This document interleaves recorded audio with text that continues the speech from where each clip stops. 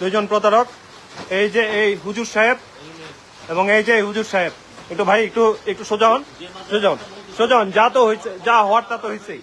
তো এই দুইজন প্রতারক সাহেব আসছেন, এসে আমাদেরকে এই যে মাদ্রাসার বাচ্চাদের, কোমলমতি সন্তানদের ছবি দেখাচ্ছে। তা আপনারা জানেন যে আমরা মসজিদ, মাদ্রাসা এবং কেউ অসুস্থতার কথা বললে আমরা প্রচন্ড পরিমাণ আগ্রহ সহকারে অনুদান দেই এবং সবসময় পাশে থাকতে চেষ্টা করি, সহায়তা করি। তো ওনাকে যখন এই মাদ্রাসার কথা বললো যে ছাদ ঢালাই এবং হচ্ছে বাচ্চাদের খাবারের জন্য টাকা দরকার, তো যখন এরকম এই যে জিনিসটা যখন আপনার লেমিনেটিং করা, তখন বিলাল ভাই সন্দেহ হলো যে লেমিনেটিং করা থাকা মানে হচ্ছে এটা একটা কন্টিনিউয়াস প্রসেস। এটা একটা কন্টিনিউয়াস প্রসেস। ভাই আমাকে বললো যে তুমি একটু ভেরিফাই করো।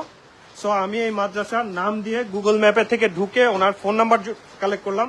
ওখানে মাদ্রাসার যে ডিরেক্টর সাহেব, সো ডিরেক্টর সাহেব প্রতারক, ওনারা চিটার, ওনারা বাটপার। আমাদের নাম করে এই যে এই ভদ্রলোক, উনি পরিচয় দেয় উনি হচ্ছে 8 বছর লন্ডন থেকে আসছে, উনি প্রতারক, উনি হাফেজ পরিচয় দেয়, কারি পরিচয় দেয়, উনি খতিব পরিচয় দেয়। ঠিক আছে, ওনারা প্রতারণা করে এভাবে। আমি একটা ইয়ে পাঠাইছি, এই যে দেখেন হোয়াটসঅ্যাপে, আমরা যেন লাইভ না করি এই জন্য দেখেন বিলাল ভাইয়ের পায়ে ধরে বসে আছে। ঠিক আছে, বিলাল ভাইয়ের পায়ে ধরে বসে আছে যে প্লিজ লাইভ করেন না। হ্যাঁ, এই হচ্ছে অবস্থা।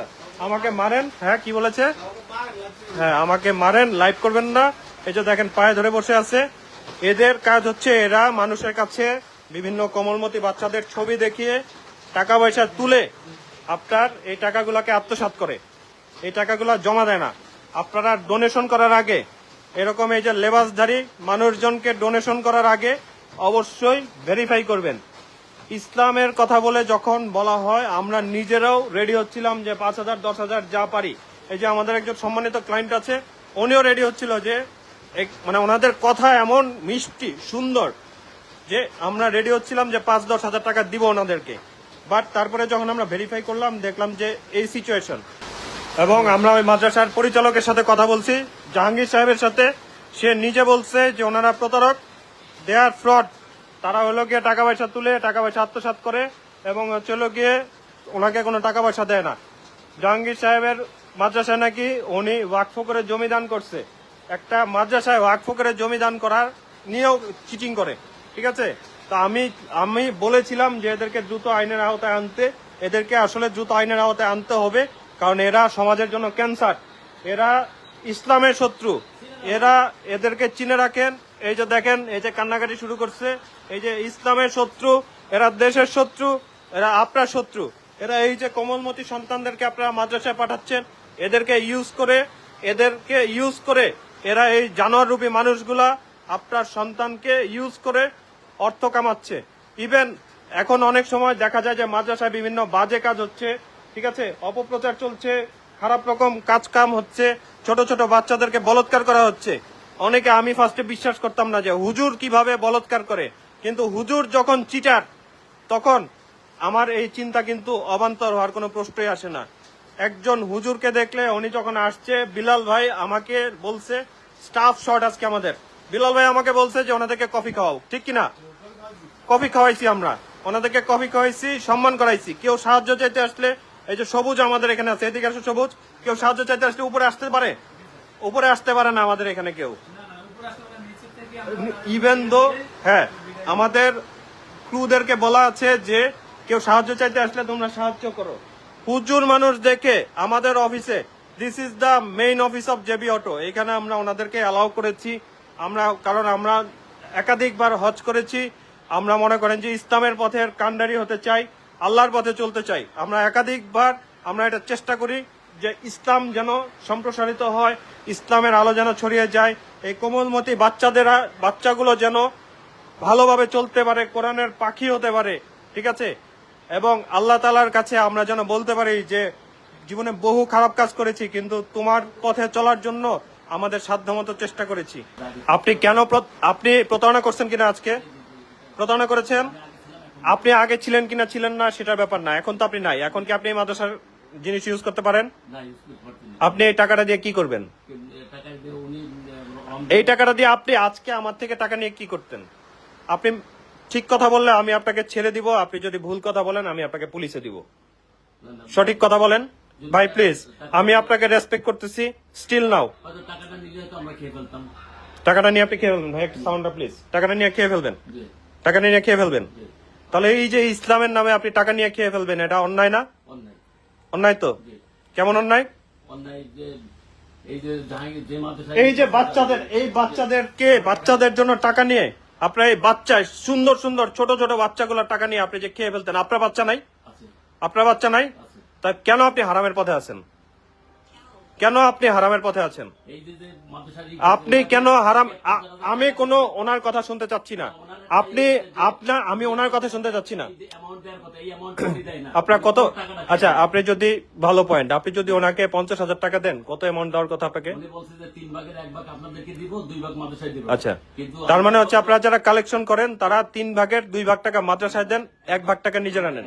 কিন্তু এই প্রতিষ্ঠাতা যে এই হ্যাঁ? প্রতিষ্ঠাতা, হ্যাঁ। এই প্রতিষ্ঠাতা যে পুরো টাকা সব খেয়ে ফেলে, উনি পুরো টাকা দেয় না। আচ্ছা, তার মানে মাদ্রাসাতেও ঝামেলা আছে, ঝামেলা মানে মাদ্রাসাতেও গলদ আছে। ডিসি অফিস থেকে গরু নিয়ে দিছি, বলছে কি হ্যাঁ। যে আপনাদের যারা গরিব আছে তাদেরকেও কিছু আচ্ছা, দিব। সেটা আরেকদিন, সেই ব্যাপারে আরেকদিন কথা হচ্ছে।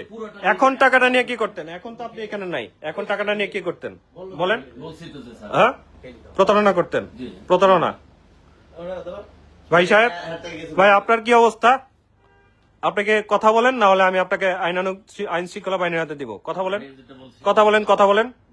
আমার হালকা কিছু দিত আর কি। আমি হুজুরের সাথেও ছিলাম, জাহাঙ্গীর সাহেবের সাথে। জাহাঙ্গীর আচ্ছা। সাহেবের কাজ করছে, রোজার মাসে জাহাঙ্গীর সাহেবের সাথে যে ছিলাম। মাদ্রাসা আচ্ছা। প্রতিষ্ঠাতার সাথে রোজাতে কাজ করছে। আচ্ছা, বলা হচ্ছে যে চোরকে রেসপেক্ট। আচ্ছা, চোরকে রেসপেক্ট না, আমরা আসলে মানুষ হিসেবে মানুষকে রেসপেক্ট করছি, মানুষ হিসেবে মানুষকে রেসপেক্ট করছি। কারণ আগে মানে মনে করেন যে আপনারা যদি পেতেন ওনারা এমন অ্যাটিচিউড, এবং আমি যখন মাদ্রাসায় ফোন দিলাম আমার সঙ্গে এমন সিন পার্ট, আমার জায়গায় অন্য কেউ হলে নিজেই মারামারি শুরু করে দিত।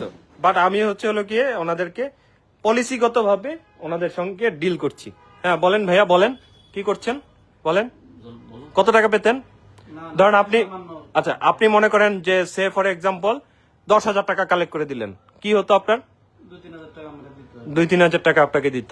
আর এখন 2-3 হাজার টাকায় পোষাচ্ছি না দেখে 10,000 টাকা পুরোটাই মেরে দেওয়ার ধান্দা করছেন, তাই তো? না, না। তাহলে আমি মূলত হুজুরের সাথেও ছিলাম, হুজুরের সাথেও ছিলাম। আমার আচ্ছা। সামান্য কিছু ছিল। রমজানে তো আপনি ভাইয়া, আপনি তাহলে এই চিটার হুজুরের সঙ্গে কেন ছিলেন? হুজুর বলছে যে এখন উত্তর পাট্টার মাদ্রাসায় আছে। কিন্তু আচ্ছা। এটা যে হঠাৎ করে হুজুর বের করছে কাগজ। আচ্ছা, হুজুরটা হঠাৎ করে বের করছে, তো আপনি তখন চুপ থাকলেন না কেন? আপনি থামেন, আপনি থামেন। আমি চুপ ছিলাম, খেয়াল আপনি বলেন নাই যে কালকে মাদ্রাসা ঢালাই?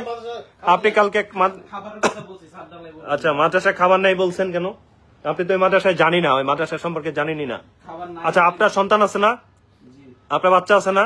জি। হারাম খাওয়ান কেন বাচ্চাকে? হারাম খাওয়ান কেন? এটা তো হারাম, এটা তো হারাম। আপনি যে চিটিং করতেছেন হারাম না? আপনি পুলিশের থেকে বাঁচতে হলে সত্য কথা বলতে হবে, বলেন। আমারে তো মানে হারাম, এই যে টাকাটা, এই টাকাটা হারাম। এটা আরে আমি কথা বলছি। কি করে হারাম, হারাম। এই যে টাকাটা কাছে, এই টাকাটা হারাম। এ বলতেছে না মাদ্রাসার প্রতিষ্ঠাতা বলেন, বলেন, বলেন, বলেন হারাম নাকি বলেন। আরে দাঁড়ান, ওনার থেকে শুনি, বলেন না হারাম নাকি হালাল? হারাম। হারাম। ওকে, সো এই হচ্ছে ব্যাপার। এই দেশে কাকে বিশ্বাস করবেন, কার উপরে ভরসা রাখবেন? আসলে আমরা যারা ব্যবসা করি, ব্যবসায়িক মানুষকেই তো মানুষ কিভাবে বিশ্বাস করবে, যেখানে ওনাদের মতো লেবাসধারী মানুষজন এত বড় বড় দাড়ি জুব্বা পরে আছেন, নবীজির সুন্নত দাড়ি রাখছেন, টুপি পরছেন। তো এই মানুষগুলাই যদি হারামে লিপ্ত হয়, তাহলে কিভাবে আপনারা আমাদেরকে বিলিভ করবেন? তো আল্লাহ সবাইকে হেফাজত করুক। আসলে এই হারামের যুগে আসলে নিজেকে হারাম থেকে বাঁচিয়ে আমরা আপনাদের জন্য চেষ্টা করে যাচ্ছি। আমি লাইভটা করতাম না, কিন্তু আমি লাইভটা করেছি আপনারা যেন সচেতন হন, আপনারা যেন বুঝেন। এবং আমাদের এখানে কিছু কিছু বাবা মা আছে যে মনে করেন যে সন্তানকে যদি মাদ্রাসায় দেওয়া হয়, ঠিক আছে, সন্তানকে মাদ্রাসায় দিয়েই তাদের দায়িত্ব শেষ মনে করেন। কিন্তু মাদ্রাসার অন্তরালে মাদ্রাসার হুজুররা যদি এই লেভেলের বাটপার হয়, এই লেভেলের খারাপ হয়, এটা আপনারা আগে যাচাই করে নেবেন। মাদ্রাসায় আমরা মাদ্রাসার ব্যাপারে খুবই সফট হার্টেড। মাদ্রাসা থেকে আসলে আমার জানা মতে আমার এই জীবনে কোনোদিন কাউকে খালি হাতে ফিরায় দেওয়া হয় নাই। জেবি অটো থেকে, জেবি অটো থেকে কেউ কোনো সাহায্যের জন্য আসলে কেউ কখনো খালি হাতে ফিরে গেছে বলে আমার মনে পড়ে না। আই ফার্মলি বিলিভ এটা সবুজ ডিল করে। জীবনে কোনোদিন কেউ সাহায্যের জন্য এসে ফিরে গেছে জেবি অটো থেকে? কখনোই না, নেভার এভার। বাট এই ধরনের মানুষজন যখন আমরা ডিল করি, ফেস করি, তখন আসলে মন নষ্ট হয়ে যায়। সো সবাই আপনারা ভেরিফাই করবেন, পারলে যদি দান করতে ইচ্ছে হয় নিজে প্রতিষ্ঠানে যে সরাসরি যে দান করবেন।